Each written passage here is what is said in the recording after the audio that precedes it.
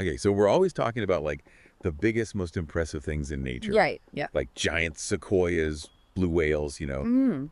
But sometimes the most amazing stuff is happening at a scale we barely even notice.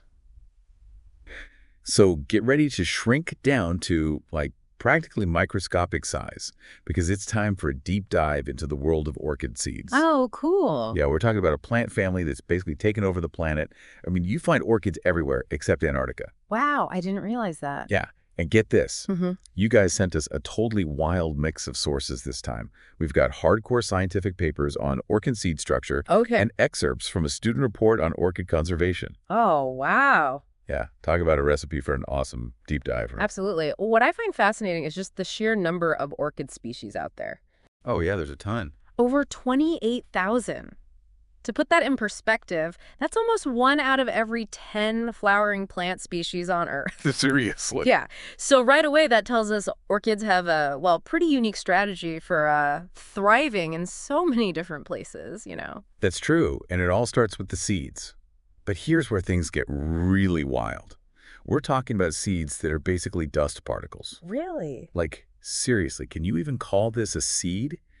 Our student researchers, Kesser and Steen, Mm-hmm. they described them as dust-like, and they weren't kidding. Wow. I swear I almost needed a magnifying glass just to see what I was working. That's incredible. Yeah, it's crazy. So to understand why that size is such a big deal, we've got to think about a seed's job, right? Yeah, to make more plants. Exactly. Disperse and start a new generation. Mhm. Most people think of a seed like a sunflower seed, big, packed with nutrients. Yeah, makes sense. Orchids, totally different rule book. So instead of big, sturdy seeds, we got these, like, dust particles. Right. And I read about this orchid, Cycnices chloroculon, that produces something like 4 million seeds per capsule. Wow.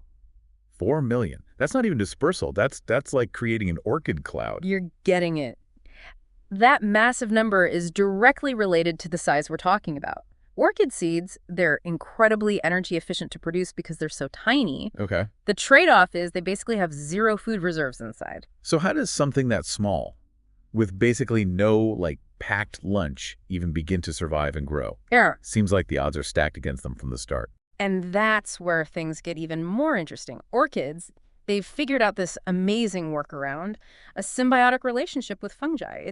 It's actually key to their survival. It's not just any fungus seed. The orchid seed, it kind of provides this protected space for the right kind of fungus to grow. Okay. And in return, the fungus, it's like a microscopic chef, right? Okay.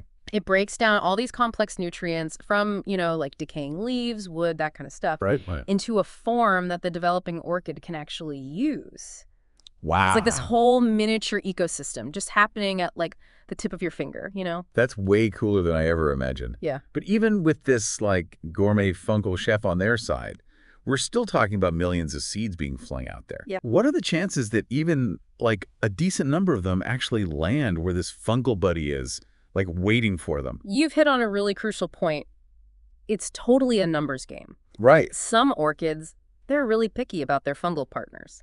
Oh. Oh yeah, some need a specific species for germination even. Wow. So by producing millions of seeds, they up the odds, right?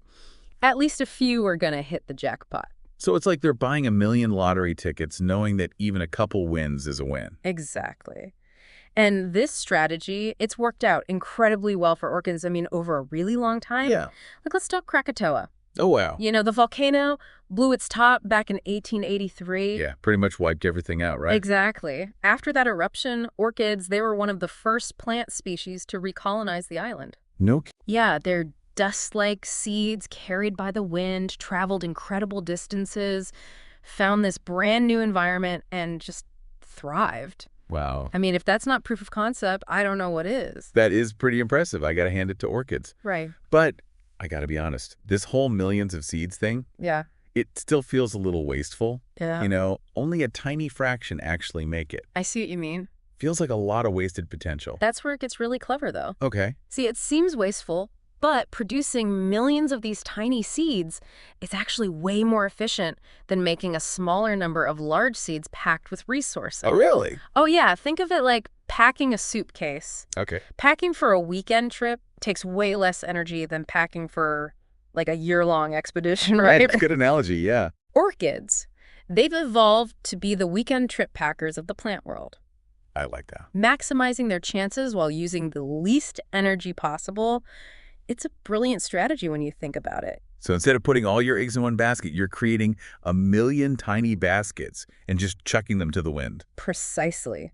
And speaking of surprising orchid facts, you'll never guess what gives your vanilla ice cream its flavor. Wait, what does vanilla ice cream have to do with orchids? Get ready for this. Vanilla flavoring comes from the seed pods of an orchid. You're kidding. Vanilla comes from an orchid. It's true. Vanilla planifolia, the vanilla orchid, it's the source of that delicious vanilla we all know and love. Wow. Okay, I did not know that. But it gets even more interesting. Unlike the dust-like seeds we've been talking about, vanilla seeds, they're actually pretty big. And they don't rely on wind dispersal at all.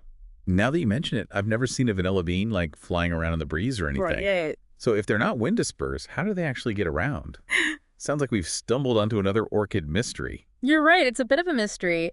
The research on how vanilla seeds are dispersed, it's surprisingly limited. Really? Yeah, there are theories, of course. Some scientists think animals might be involved, maybe attracted to the sticky oil that coats the vanilla seeds. Okay. But as it stands, it's an open question in the world of botany. I'm still wrapping my head around the fact that vanilla comes from an orchid.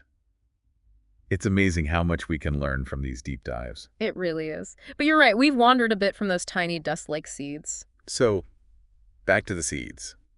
What's the big takeaway here?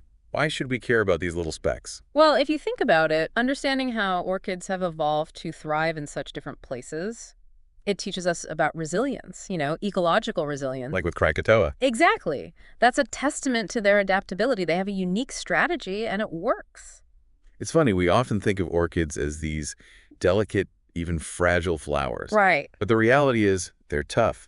They survive in some of the harshest conditions on Earth. They do. And the more we learn about them, the better we can protect them. Kesser and Steen's research really highlighted the threats they face. Habitat loss, climate change. It's all connected. Even something as tiny as a seed is impacted by that. Oh, absolutely. Even a slight temperature change, a shift in rainfall, it can disrupt that delicate balance between orchids and their fungal partners. Germination, survival, it all gets harder. So conserving orchids, it's not about a pretty flower. It's about protecting a whole ecosystem, really. Exactly. That's why the research on orchid seeds is so important. Some scientists are even looking at cryopreservation. Cryo what? Cryopreservation. It's basically freezing orchid seeds at super low temperatures. Okay. It essentially pauses their biological activity, preserves their genetic diversity for the future. So it's like a seed bank, but frozen. Yeah, that's incredible. Every time I think we've uncovered all the secrets about orchid seeds, there's another layer. That's the beauty of science, right? Always more to learn.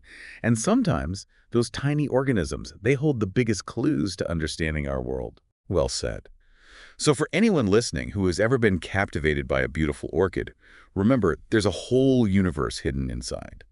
Dust-like seeds, amazing partnerships, adaptations that have allowed them to, well, take over the world. The most extraordinary things often come in the smallest packages. And when we understand these intricate parts of nature, it deepens our appreciation for how connected everything really is.